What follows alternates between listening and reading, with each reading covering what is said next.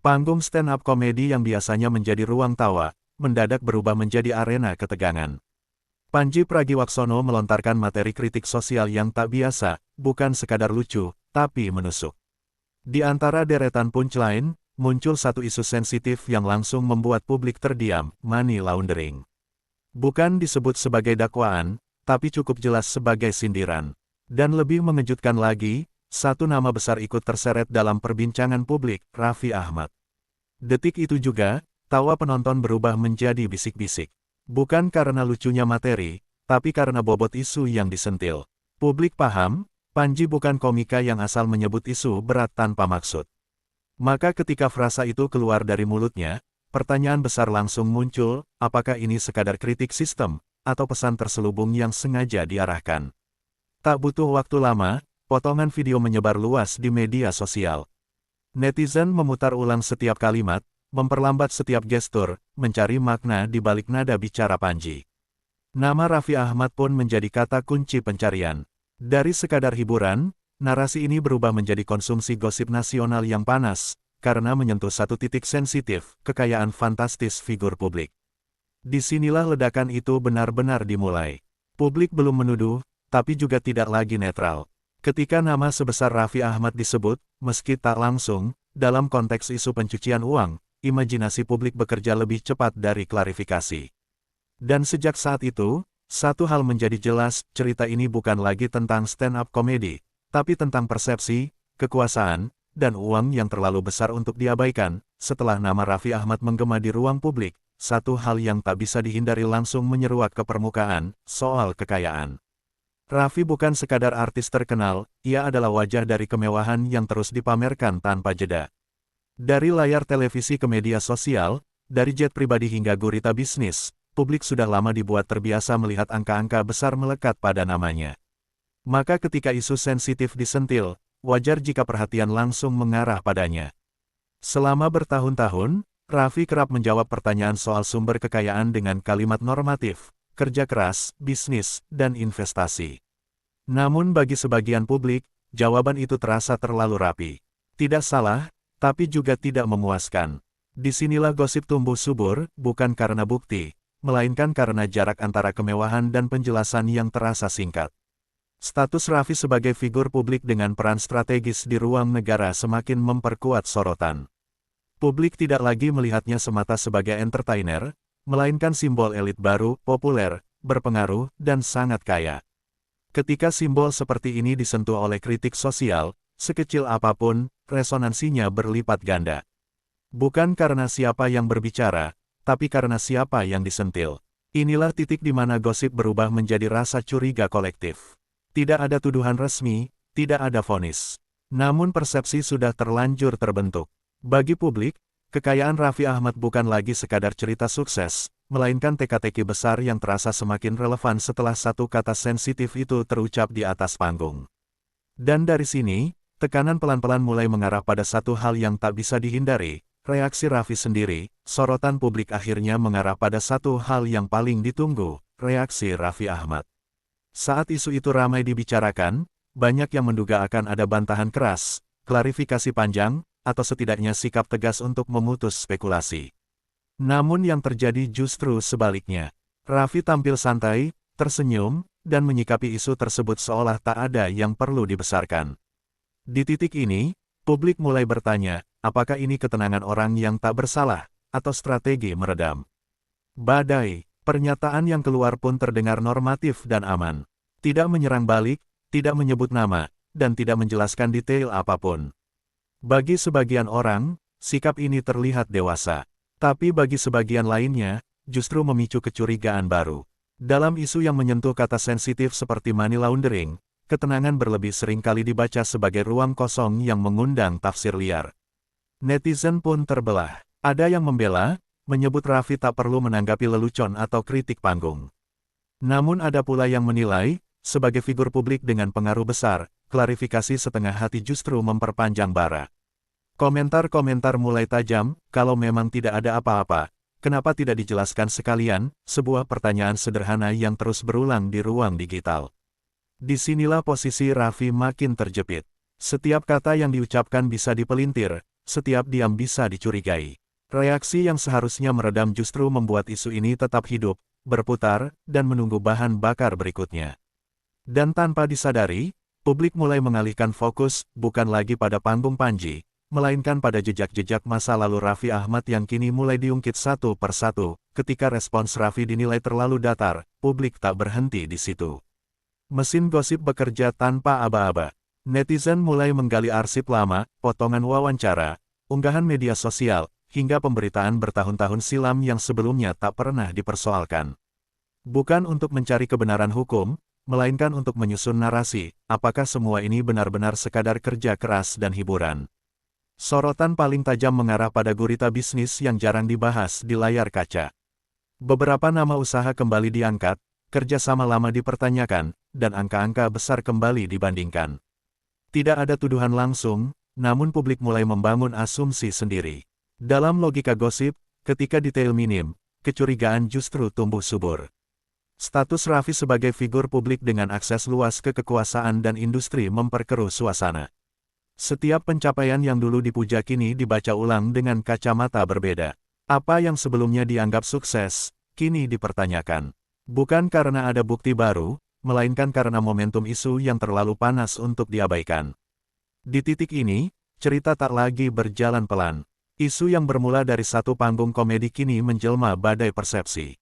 Raffi Ahmad tidak sedang diseret ke ruang sidang, tapi ke ruang opini, tempat potongan lama bisa berubah makna dan kesuksesan bisa dibaca sebagai tanda tanya besar. Dan saat publik sibuk menguliti masa lalu, satu hal tak terhindarkan, api ini akan makin membesar ketika pihak yang memantik isu kembali angkat suara. Di tengah riuh spekulasi dan pengulikan arsip lama, Pandji Pragiwaksono akhirnya angkat bicara. Ia menegaskan bahwa materi stand-up yang disampaikannya adalah kritik sosial, bukan serangan personal. Tidak ada nama yang disebut sebagai pelaku, tidak ada tuduhan yang diarahkan langsung. Namun justru disinilah paradoksnya muncul, klarifikasi itu tidak memadamkan api, malah memberi oksigen baru bagi publik untuk menafsirkan lebih jauh. Bagi sebagian orang, penjelasan Pandji dianggap dewasa dan bertanggung jawab.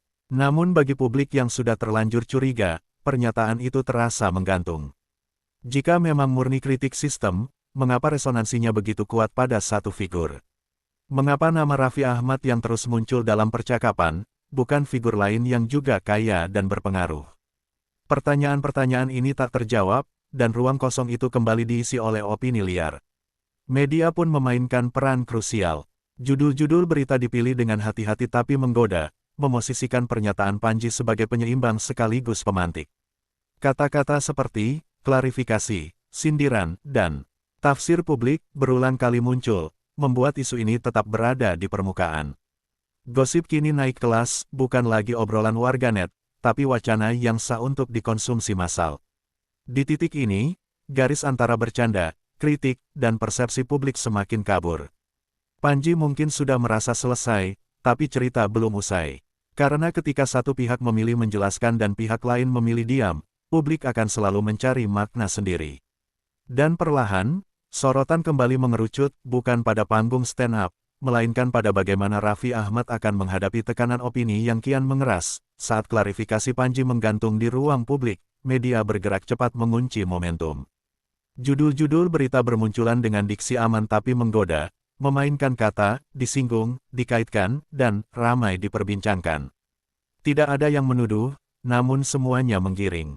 Dalam hitungan jam, isu ini berubah dari obrolan warganet menjadi konsumsi nasional, dipelintir, diperas, dan disajikan ulang demi satu tujuan, klik.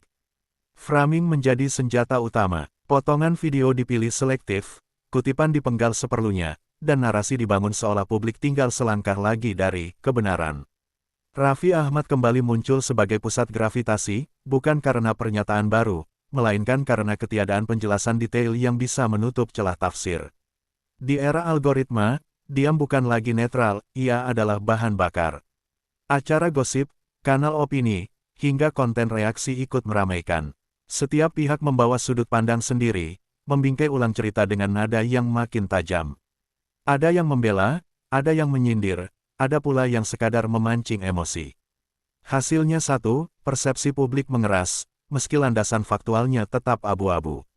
Di tengah hiruk-pikuk itu, posisi Raffi kian sempit. Setiap langkah terasa diawasi, setiap kata berpotensi disalahartikan. Media telah mengambil alih kemudi cerita, dan publik menunggu satu hal yang belum datang, sikap yang cukup tegas untuk menghentikan badai opini. Namun semakin lama jeda itu berlangsung, semakin besar pula ekspektasi dan tekanan yang menumpuk. Di tengah framing media yang makin agresif, Raffi Ahmad berada pada posisi paling rawan dalam karirnya.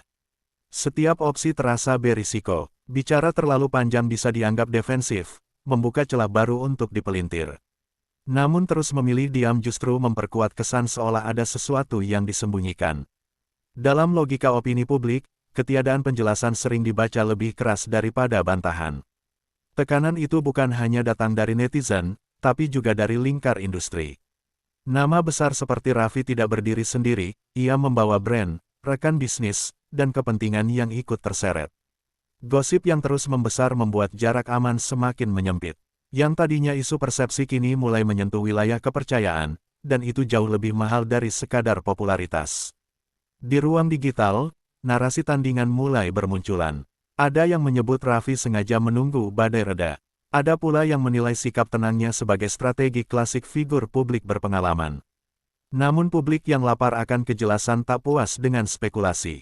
Mereka menunggu satu momen, pernyataan yang tegas, jelas, dan tak lagi normatif.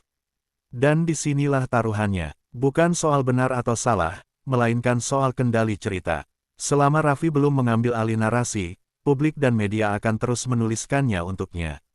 Waktu berjalan, tekanan menumpuk, dan satu hal menjadi pasti, langkah berikutnya akan menentukan apakah isu ini mereda, atau justru meledak ke babak terakhir yang paling menentukan. Di babak akhir ini, cerita mencapai titik paling sunyi sekaligus paling bising. Sunyi karena tak ada fakta hukum baru yang muncul, bising karena opini publik sudah terlanjur terbentuk. Apa yang bermula dari satu panggung, stand-up komedi kini menjelma cermin besar, bukan hanya bagi Raffi Ahmad, tetapi bagi cara publik memandang kekayaan, kekuasaan, dan transparansi figur publik.